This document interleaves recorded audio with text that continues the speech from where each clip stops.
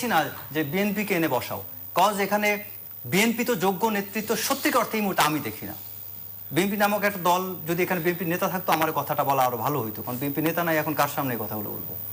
But সত্যিকার অর্থে কিন্তু সেই অবস্থা বিএনপি নেই, নেতৃত্ব দেওয়ার মতো যোগ্য কোনো নেতাই নেই দলের মধ্যে। আপনার ফখরুল ইসলাম আলমগীর একজন, তাকে তো মানুষ, এখন তো আমাদের ফ্যামিলি তান্ত্রিক একটা রাজনীতি চলতেছে, এখন এই ভদ্রলোক অনেক যোগ্য, কিন্তু তাকে কি মানুষ ওইভাবে কি মেনে নিবে? নিবে না। স্পেস বিষয়তে কাকে স্পেস দিবে এখানে আমি একটু দ্বিমত করব।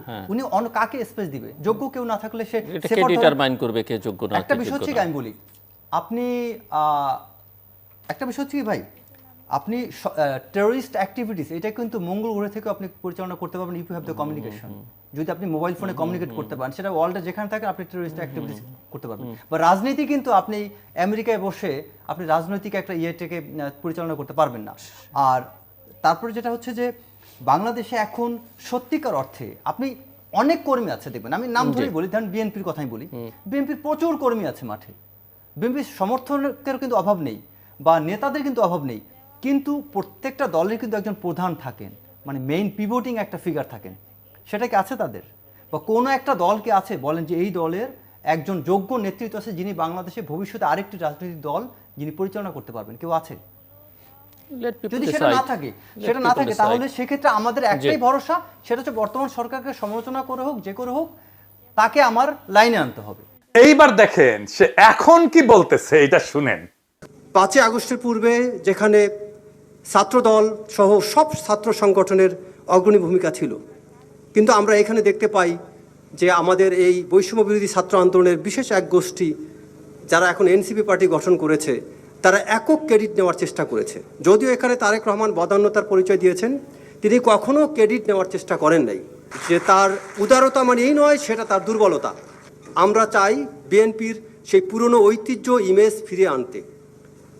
সেই ইমেজ ফিরে আনার জন্যই আজকে তারেক রহমান বিএনপির প্রতি যে সহনশীলতা দেখাচ্ছেন, সবাইকে ধৈর্যশীল হতে বলছেন, এটাকে আমি সত্যি প্রশংসা করি। তরুণদের নিয়ে তারেক রহমানের ভাবনা, তরুণদের জন্য করণীয় কিছু বিষয়গুলো বলবো।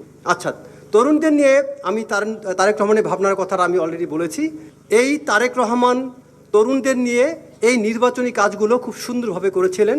দল গঠনে দলে তরুণদেরও সম্পৃক্ত করা, একটা সুন্দর সুষ্ঠু ভোটাধিকার প্রতিষ্ঠার জন্য তিনি এককভাবে কাজ করে গিয়েছিলেন। 2002 সালে 3 সালে যখন তারেক রহমান জিয়াউর রহমান ফাউন্ডেশনের নামে বাংলাদেশের পথে প্রান্তরে যখন ছুটে বেড়ান, তারেক রহমান হেঁটে যাচ্ছে, এই পথে হাঁটতে থাকলে তারেক রহমানকে আজকে আমরা যে জিয়াউর রহমানের সাথে তুলনা করি, আজকে তারেক রহমান সেই জিয়াউর রহমানকে হয়তো ছাড়িয়ে যাবেন, এবং বাংলাদেশে সেটা সম্ভব। কারণ জিয়াউর রহমানের শিক্ষার জন্য তার কোনো উত্তরসূরি ছিল না, বাট তারেক রহমানের শিক্ষার জন্য জিয়াউর রহমানের আদর্শ আছে। যে কারণে আপনাদের মনে রাখতে হবে তারেক রহমান কোথায় যেতে পারে।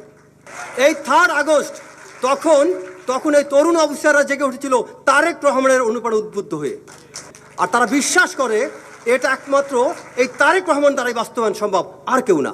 তারেক রহমান কি করেছিলেন? তিনি হওয়া ভবনে সরকারের সকল সুবিধা থেকে বের হয়ে এসে হওয়া ভবন অফিসে তিনি কর্ম শুরু করেছিলেন। কেন? দলকে সরকারের প্রভাবমুক্ত রাখার জন্য তিনি দলীয় কাজ ভিন্ন জায়গায় করেছিলেন। এটাকে আমাদের হাততালি দিয়ে প্রশংসা করা উচিত। এই চাঁদাবাজকে